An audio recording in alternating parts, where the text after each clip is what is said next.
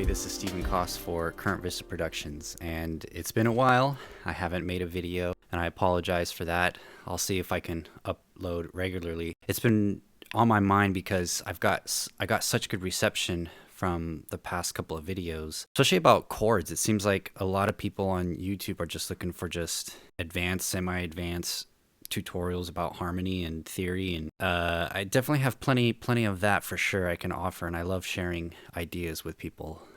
Yeah, I thought today would be a great opportunity to talk about a practice regimen, which I know immediately as you say practice regimen, you're like, oh, sounds boring, you know. And practicing for me has been one of those things where it's always been like, it's just a discipline. I just got to do it every day. And I think of it in 24-hour to 48-hour periods, usually. So I know I want to get better within a certain amount of time, but I know whatever I do every day is what counts. I encourage any one of you, before you think about harmony and theory and applying chords, and make sure it's part of a greater picture of how whatever instrument you're doing, it covers a greater aspect. It's just one part of the picture. So I thought I would show you my practice regimen, what I do pretty much day in, day out. So basically how I do it is I split it up into 2 days. And I recently started doing this a couple of months ago, and it's been kind of a game changer for me personally because I can cover more ground. It takes usually about a week for me to start feeling stiff in the fingers, and any pianist or musician will know that feeling. You're just like, you're just not as quick to the reaction. You're not as connected to your fingers, you know? So it takes about a week. So I figure, okay, if I can split up my practice regimen into 2 days, why not do it like that? Just how you would do a 2-day split at the gym, push day or pull day, you know? And by the way, the gym and working out and getting better at some type of sport or athletic pursuit is very akin to learning how to play an instrument. And I point this way because my piano's right there next to me. I got this cool overhead view. So I can start teaching with that. So let me show you, I keep a practice regimen on my phone. So let me switch over to my desktop view here. This is basically what I got here. I've got my practice schedule number 1. I have kind of breaking it down by technique, chords, which is those videos that I did. Hopefully I can put a little thumbnail right here.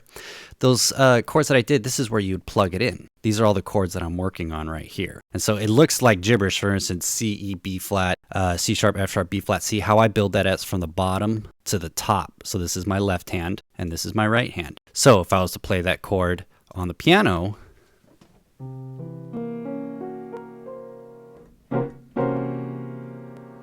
that's basically the idea.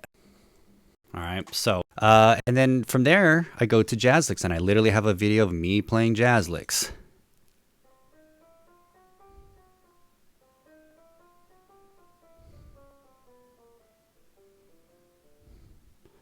And that's the one that I settled in. Okay, that's enough. That's enough. Okay, all right. Yeah, you suck. I'm just kidding. You shouldn't talk to yourself like that. All right, so then I have a portion on sight reading. Every day I go through a Bach prelude and fugue. Okay, so I can't tell you how important this is that every day, if you're coming to the channel, I feel like you want to get better at piano and be more advanced theory, it is so important that you include any type of Bach. He's done very simple minuets. I think he did... I think that was Bach. Don't quote me on that. Quote me on it. Quote me on that. But that's a very simple minuet and has very simple voice leading in it. I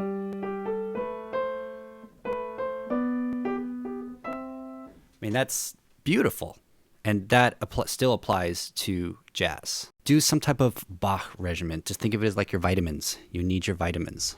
Continue on. After I have sight reading, I do a classical study. I've been doing WC, his arabesque.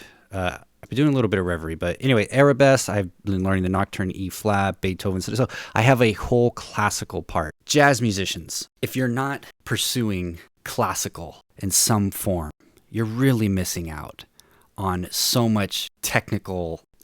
You could have so much more technical finesse on your instrument just by practicing even a little bit of classical music. I personally have found it to be so, I enjoy it. I love practicing classical music. And let me tell you one thing, practicing the nocturne in E flat,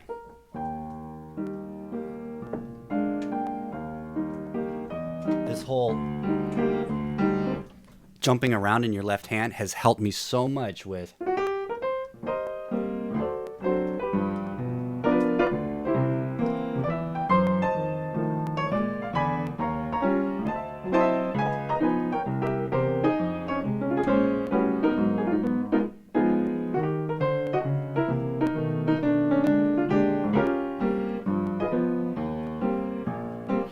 that whole left hand bouncing thing is not from practicing ragtime. It's from practicing that freaking hard nocturne in E flat.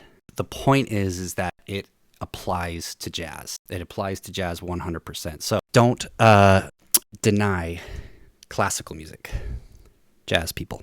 All right, and I feel like a lot of jazz musicians know that, but if you don't, do. Like I'm snapping like, anyway, jazz study. I got my jazz standards. There's some in here you're like, wait, you've never memorized There Will Never Be Another You? Like, no, I haven't memorized it. Dolphin Dance, Green Dolphin Street. Some of these I have, but that's basically what I'm working on. I put this B flat blues scale because, well, I'm still working on my fingering for all my blues scales. And it's actually, in my opinion, more difficult than doing freaking scales. Anyways, yes, I have Fly Me to the Moon up here. I wanted to make sure I knew it. I know people don't like fake books, but what I do is I just put the fake book up here, and then I listen to a ton of different people doing variations of those standards. I do some transcribing. In fact, that jazz lick that I got right here was part of a Charlie Parker lick. You know, that Charlie Parker lick is really cool.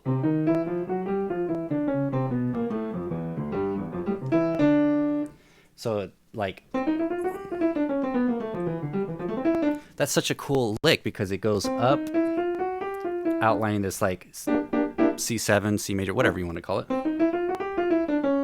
But then you go down to the A7, but then it goes, you know, third, minor third, second, flat second.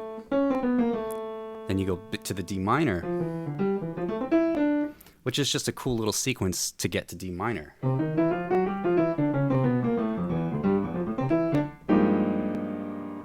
I've been doing, and you probably noticed I do it in both hands. Pianists practice with both hands, and Bach, like I said earlier, will help you out so much with thine left. Well, I'm putting up my left. It will help you out tremendously. Practice Bach.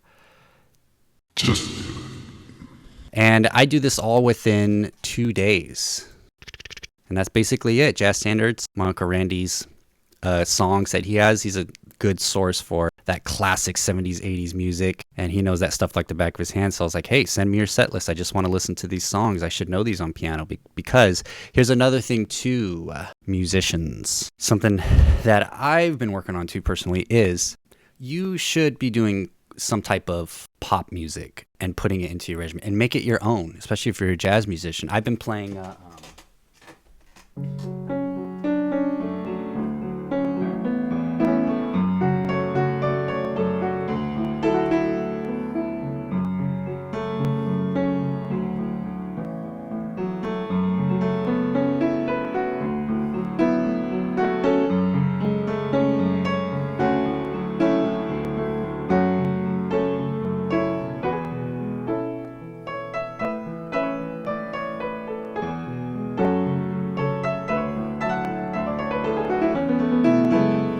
that's actually, so those of you who don't know, that's I Want It That Way, the NSYNC song, whatever.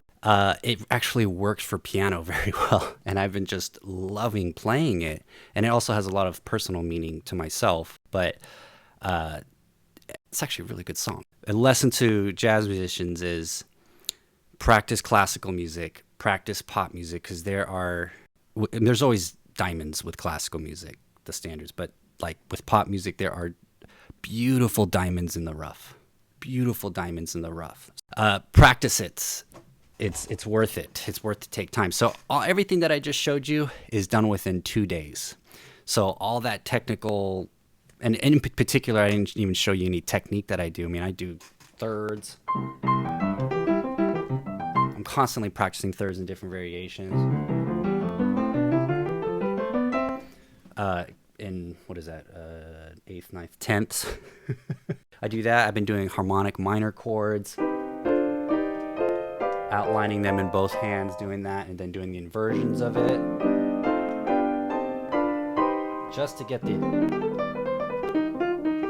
so I can get that harmonic minor sound into my head and under my fingers better. All these pursuits that you do within your practice regime will show who you are as a musician when you show up to a gig. You can't hide what you have or haven't practiced. You can hide what you have practiced if you're timid to play in front of people, but that's a whole nother subject. That's something I have to work on. Like, what you haven't practiced is not going to transpire out into the universe, whatever.